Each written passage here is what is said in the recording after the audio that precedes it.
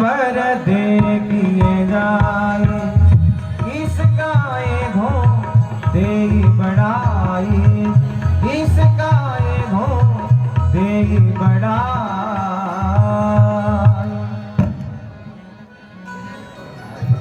बेटा राम, चलते हैं मेला देखने के लिए। पता नहीं भगवान वासुदेव किसको ये सुंदर यज्ञ का अवसर प्राप्त हो।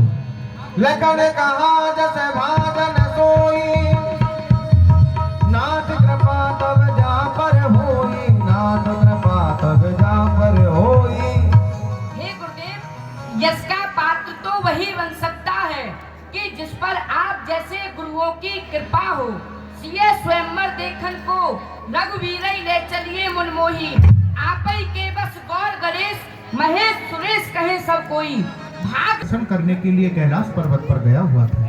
वहां पर परशुराम जी, पाताल निवासी बाणासुर और लंकापति रावण, वह तीनों भी मेरे साथ में भगवान के दर्शन करने के लिए कैलाश पर गए थे। जब हम वहां पहुंचे तो हमने देखा भगवान भोलेनाथ ध्यानस्थ थे, किसी का ध्यान लगा करके समाधि में बैठे थे। हमारे मन में जिज्ञासा हुई। सब लोगों ने सोचा कि देवों के देव महादेव हैं। जब महादेव स्वयं हैं तो ये किनका ध्यान करते हैं? ऐसी कौन सी शक्ति है जो भगवान भोलेनाथ से भी बढ़कर है, जिनका स्वयं भूत भावन भोलेनाथ ध्यान धरते हैं? तो हमारे सबके मन में जिज्ञासा हुई।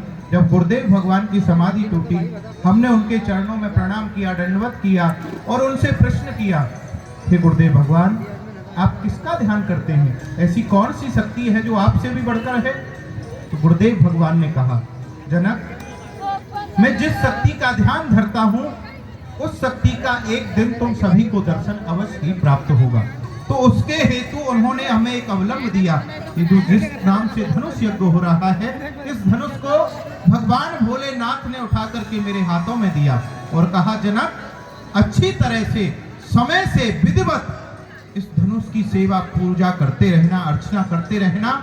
एक समय वो आएगा कि इसी धनुष के माध्यम में और भगवान परशुराम दोनों आ रहे थे राज की ओर। तो हमने देखा जैसे ही राज की सेवा में मैंने प्रवेश किया, उसी सीमा के मध्य में ये धनुष मुझे वहां रखा हुआ मिला। भगवान, मैंने इस धनुष को उठाने का बहुत प्रयास किया, बहुत कोशिश की, पर ये वहां से हिला नहीं।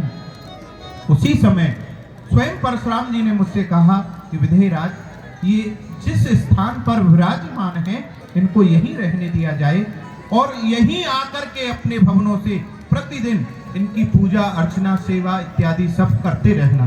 तो मैंने उनकी आज्ञा मान सखियों के साथ में लेकर के यहाँ स्थान पर आकर के